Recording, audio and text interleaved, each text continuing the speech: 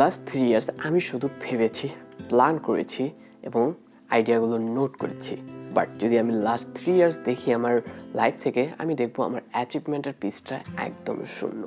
So আমি আপনাদের সঙ্গে আজকে একটা সত্য শেয়ার করব। সেটা হচ্ছে আমি লাস্ট 3 ইয়ার্স কীভাবে ওয়েস্ট করলাম অ্যান্ড কেন আমার ওয়েস্ট হলো। So without any further due, let's dive into the main topic. আচ্ছা, ভিডিওর শুরুতে একটা কনটেক্সট দেওয়া যাক আমার সম্পর্কে। সো এই 3টা বছর আমি আমার মাথায় অনেক আইডিয়া ছিল, অনেক আইডিয়া আমি রেগুলার বেসিসে জেনারেট করতে পারতাম। আমি অনেক আইডিয়া নোট করেছি। আমি প্রত্যেক দিনই নিজেকে বোঝাতাম যে আজকে আমি একটা স্কিল শিখবো, আজকে আমাকে কোনো না কোনোভাবে আমি নিজেকে ইমপ্রুভ করব, আমি নতুন কিছু একটা ট্রাই করব, বা আমি একটা ভুল করব সেটা থেকে শিখবো। আমার ভিতর একটা অ্যাগ্রেসিভ মুভমেন্ট ছিল, যেটা আমি বড় কিছু একটা করতে চাচ্ছি আমার লাইফে।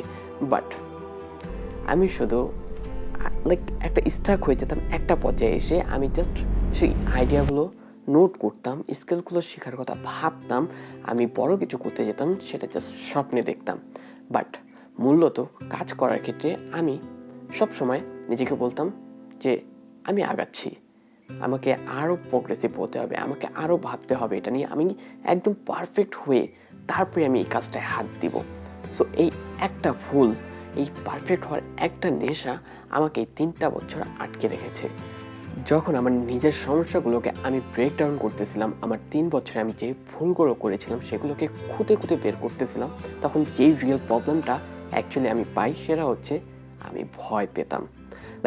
আমার মাথায় আইডিয়া ছিল, আমার নোট করার প্ল্যান ছিল, আমার স্কিল ছিল, সব কিছুই ছিল, বাট আমি ভয় পেতাম আমি যদি ফেল করি তাহলে আমার সারাউন্ডিংয়ের মানুষগুলো আমাকে কী বলবে।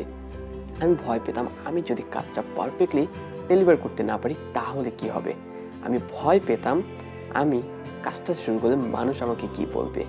তাই আমি অলওয়েজ নিজেকে একটা সেফ জোনে রাখতে বা রাখার চেষ্টা করতাম, আর সেটা হচ্ছে প্ল্যানিং জোন। আমি শুধুমাত্র প্রথম শুরুটা করতাম, সেটা হচ্ছে প্ল্যানিং করতাম, পরবর্তী যে কাজগুলো রয়েছে সেগুলো আমি ইগনোর করতাম, আর আমি নিজেকে এই সেফ জোনে রেখেই সবথেকে বেশি সন্তুষ্টি থাকতাম।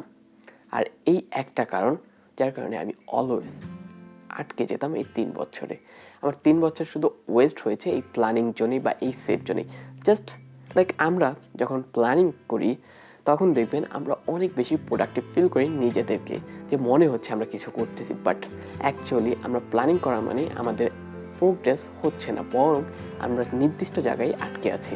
আমি প্রত্যেক দিন স্বপ্নে দেখতাম বা প্রত্যেক দিন নিজেকে বুঝাতাম যে আমার ফিউচার ভার্সনকে আমি ইমপ্রুভ করতেছি, বাট আদতে আমি আমার প্রেজেন্ট ভার্সনকে কোনোভাবেই ইমপ্রুভ করতে পারতেছি না। আর দেখবেন আপনার প্রেজেন্ট ভার্সন যদি ইমপ্রুভ না হয়, আপনার ফিউচার পারসন ইমপ্রুভ হবে না, এটা স্বাভাবিক। Consistency makes you perfect and perfect make your a bright future. So আপনি বুঝতে পারতেছেন যে আমার রিয়েল প্রবলেমটা কোথায় ছিল। আর আমি চ্যালেঞ্জ দিয়ে বলতে পারি এই সেম প্রবলেমটা আপনারাও ফেস করতেছেন। আপনারা এখনও প্ল্যানিং জোনে আটকে আছেন এবং ভয় পাচ্ছেন শুরু করতে। কিভাবে শুরু করবেন, কী জবাব দিয়ে দেবেন আপনার বাবা মার কাছে, বা সমাজ আপনাকে কী বলবে। আচ্ছা, আপনার ভিডিওটা যদি এই পর্যন্ত দেখে থাকেন তাহলে আপনাদেরকে আমি 2টা সিস্টেমের কথা বলবো, যে 2টা সিস্টেম আমার জন্য লাইফ চেঞ্জিং ছিল, যেটা আমি নিজের জন্য অলওয়েজ ইউজ করতাম। একটা হচ্ছে 5 মিনিট রুলস, আরেকটা হচ্ছে নন নেগোশিয়েবল ওয়ার্ক। সো এই 2টা একটু আপনাদের সঙ্গে ব্রেক ডাউন করি।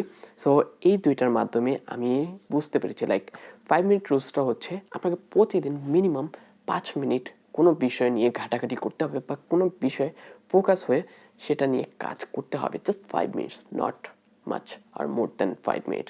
তাহলে দেখবেন আস্তে আস্তে আপনার এই হ্যাবিটটা আপনার খুব ভালোভাবে আপনার জীবনের সঙ্গে অ্যাটাচ হয়ে যাবে। অ্যান্ড তখন 5 মিনিট নয়, বরং আপনি 1 আওয়ার 2 আওয়ারও কাজ করতে পারবেন। এটা আপনাকে আপনার যেই 3 বছরের যে ভয়টা ছিল, আমার জীবনে যে 3 বছরের ভয়টা ছিল, সেটা থেকে বের হতে অনেক বেশি হেল্প করেছে। আর 2 নাম্বার হচ্ছে নন নেগোশিয়েবল ওয়ার্ক। এইখানে আপনার সঙ্গে আপনার প্রমিস করতে হবে যে আমি প্রত্যেকদিন একটা কাজ হলেও করব, যেটা আমার লাইফে হয়তোবা ফিউচার প্রুফে ইমপ্যাক্ট ফেলবে। আমি একটা বই পড়বো, নয়তোবা আমি একটা ভিডিও তৈরি করব, বা আমি একটা এমন স্কিল শিখবো প্রত্যেকদিন, সেটা আমার ফিউচারে অনেক বেশি হেল্প করবে। তো এই 2টা সিস্টেম আমি নিজের জন্য তৈরি করেছিলাম। আপনিও এখন একটু ভাবতে পারেন যদি আপনার কাছে মনে হয় যে এই দুইটা সিস্টেম আমিও অ্যাপ্লাই করতে পারি আমার জন্য, আমার জীবনেও ইমপ্রুভ বা ইম্প্যাক্ট ফেলতে পারে, আই হোপ ইট উইল, এটা আপনার জীবনে হেল্প করতে পারে, কারণ আমার জীবনে হেল্প করেছে। অ্যান্ড রাইট নাও আমি আমার জড়তা কাটিয়ে ভিডিও তৈরি করতে পারতেছি আপনাদের সামনে। দেন আপনারা এটা অ্যাপ্লাই করার মাধ্যমে নিজেদেরকে একটা রুটিনের মধ্যে আনতে পারবেন, যেই রুটিনটা আপনাকে আপনার ফিউচারে অগ্রসর হওয়ার জন্য অনেক বেশি হেল্প করবে।